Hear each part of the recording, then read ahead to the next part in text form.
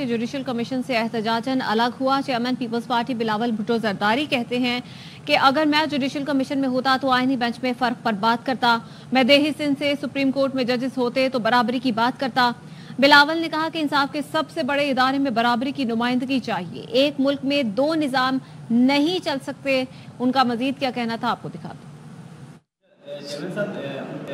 सदर आसिफ अली जरदारी साहब की इस वक्त तबीयत कैसी है? अल्हम्दुलिल्लाह सदर जरदारी साहब का तबीयत बेहतर है। तकरीबन एक हफ्ता पहले सदर जरदारी साहब को he broke his leg, 4 fractures थे तो उसका इलाज चल रहा है। कुछ हफ्तों का रेस्ट चाहिए होगा और इंशाल्लाह ताला पूरा तरीके से सेहतयाब जल्द से जल्द हो जाएगा। अच्छा चेयरमैन साहब, पिछले से दहशतगर्दी का वाक़या हुआ जो चीनी मारे गए, चीनी सफ़ीर का बयान आया है कि उनके लिए ये दोनों कत्ल नाकाबिल कबूल है। इस पर आप क्या कहते हैं? हम तो कम्प्लीटली एग्री।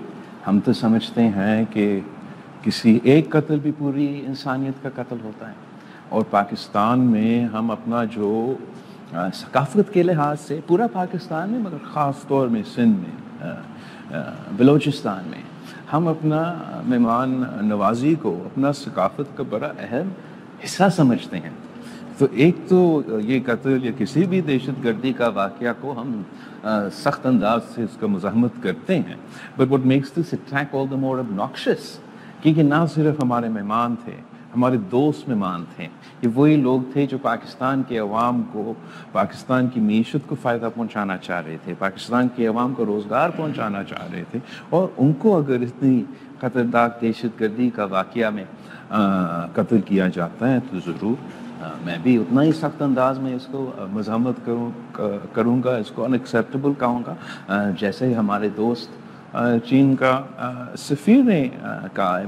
मगर ये काफ़ी नहीं है।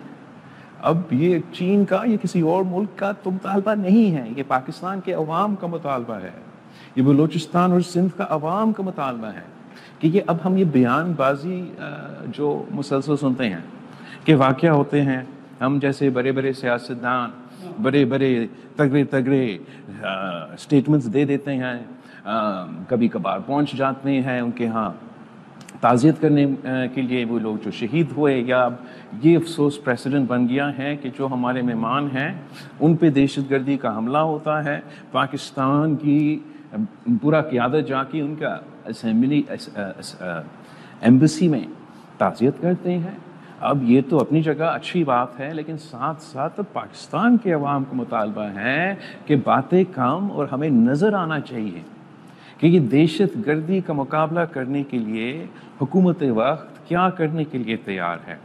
हम समझते हैं कि इंटरनेशनल सतह पर, आलमी सतह पर हमें अपने इंटरनेशनल पार्टनर्स के साथ मिल के ये पूरा बैनुल अक़वामी जो नेटवर्क है उसको एक्सपोज करना चाहिए, उसका मुकाबला करना चाहिए। डोमेस्टिकली हमें एक नेशनल एक्शन प्लान 2.0 की ज़रूरत है ताकि इस वक्त बलूचिस्तान से लेके हमारा साबिक कबायली इलाकों तक जो दहशतगर्दी का आग फैला हुआ है, ये हुकूमत का ज़िम्मेदारी है। हम ये ज़िम्मेदारी कबूल करें कि हम इन दहशतगर्दों का एक बार फिर मुकाबला करेंगे और इंशाअल्लाह ताला सब मिलके एक बार फिर इनको शिकस्त दिलाएंगे।